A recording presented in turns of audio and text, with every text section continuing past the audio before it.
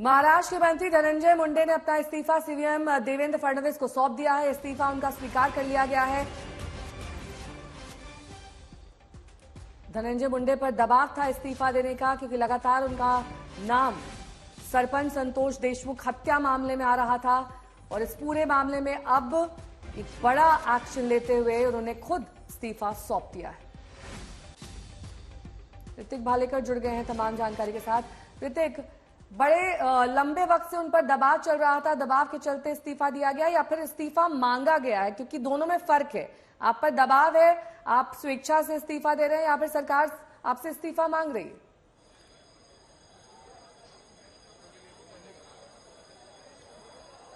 जी बिल्कुल, देखिए दबाव तो पिछले 2 महीने से शुरू था कि मंत्री धनंजय मुंडे अपना इस्तीफा दे दे, लेकिन जिस वक्त संतोष देशमुख हत्या मामले की चार्जशीट फाइल हुई और कल रात को जब इस मामले को लेकर कुछ वीडियोस और कुछ फोटोज सोशल मीडिया पर वायरल हुए, तब पता चला कि कितनी दर्दनाक तरीके से हत्या की गई है। जिसके तुरंत बाद डिप्टी सीएम अजीत पवार के आवास देवगिरी बंगले पर धनंजय मुंडे पहुंचे। प्रफुल्ल पटेल सांसद और नेता वो भी मौजूद थे, सुनील तटकरे प्रदेश के मुखिया और फिर खुद मुख्यमंत्री देवेंद्र फडणवीस भी इस बैठक में पहुंचे। लगभग 1.5 घंटे की मुलाकात के बाद देवेंद्र फडणवीस निकल गए, लेकिन रात ही को लगभग ये तय हो गया था कि धनंजय मुंडे को जो है इस्तीफा देना होगा, क्योंकि जिस तरह से जन आक्रोश पूरे महाराष्ट्र में इस हत्या को लेकर देखा जा रहा है, उसके चलते सिर्फ धनंजय मुंडे या एनसीपी पार्टी पर ही दबाव नहीं बल्कि सरकार पर दबाव बढ़ता नजर आ रहा था। कानून व्यवस्था की किस तरह से धज्जियां उड़ रही है बीड़ जिले में, ये सामने आ रहा था, जिसको लेकर खुद मुख्यमंत्री जो कि है राज्य के, उन पर उठाए जा रहे थे। और अब इसको लेकर जो है मुख्यमंत्री देवेंद्र फडणवीस ने यह साफ कर दिया अजीत पवार को कि धनंजय मुंडे को इस मामले में इस्तीफा तो देना होगा, जिसको लेकर आज सुबह ने देखा कि धनंजय मुंडे के बंगले से गाड़ी निकली जिसमें इस्तीफा था। उनके प्रशांत जोशी इस्तीफा लेकर सागर बंगला पर पहुंचे और उन्होंने मुख्यमंत्री देवेंद्र फडणवीस को इस्तीफा सौंप दिया, जिसके बाद अब मुख्यमंत्री ने साफ कर दिया है कि उन्होंने तो ये स्वीकृत कर लिया है इस्तीफा, लेकिन अब राजभवन आप नजर बनाए रखिए, आगे भी आपसे अपडेट लेंगे। वहीं मुख्यमंत्री ने क्या कहा वो भी आपको सुनवाते हैं।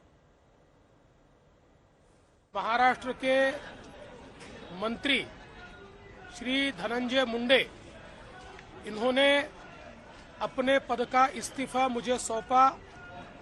मैंने ये इस्तीफा स्वीकृत किया है और अगली कार्रवाई के लिए मैंने ये इस्तीफा राज्यपाल जी के पास भेज दिया है।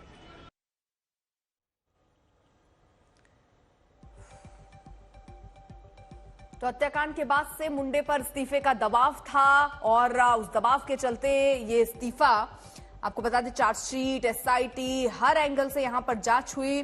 खाद्य नागरिक आपूर्ति और उपभोक्ता संरक्षण मंत्री थे और बीड़ में सरपंच संतोष देशमुख की हत्या में मुंडे के करीबी वाल्मीकि कराड का हाथ था।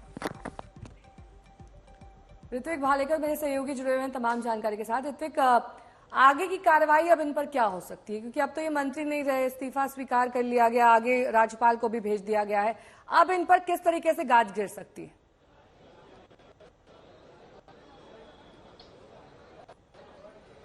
जी बिल्कुल, देखिए एक तरह से अधिकृत तौर पर इस्तीफा तो दिया गया है और आज दोपहर तक राजभवन से भी उस पर मुहर लगाई जाएगी, इस्तीफा स्वीकृत किया जाएगा।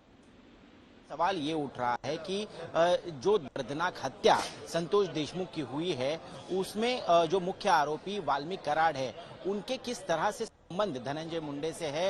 ये पूरा मामला जो है, क्या वो फिरौती का मामला है और ये फिरौती का पैसा क्या धनंजय मुंडे के लिए इस्तेमाल होना था, जो आरोप विपक्ष लगा रहा है। विपक्षी नहीं बल्कि सत्ताधारी पक्ष के भी बीजेपी के कुछ विधायक ये आरोप लगा रहे हैं। और अगर ये तार जुड़ते नजर आते हैं और धनंजय मुंडे भी इस पूरे मामले में जो है कहीं ना कहीं दोषी पाए जाते हैं, तो उन पर गाज गिर सकती है और बड़ा झटका बैठ सकता है। उनको इस मामले में जो है वो आरोपी भी बनाया जा सकता है। और कहीं ना कहीं सवाल उठता है कि कई बार मंत्रियों पर आरोप लगते हैं तब भी वो इस्तीफा नहीं देते, लेकिन यहां पर तो उनके सहयोगियों पर आरोप है, उसके बाद भी जो है इस्तीफा दिया गया है।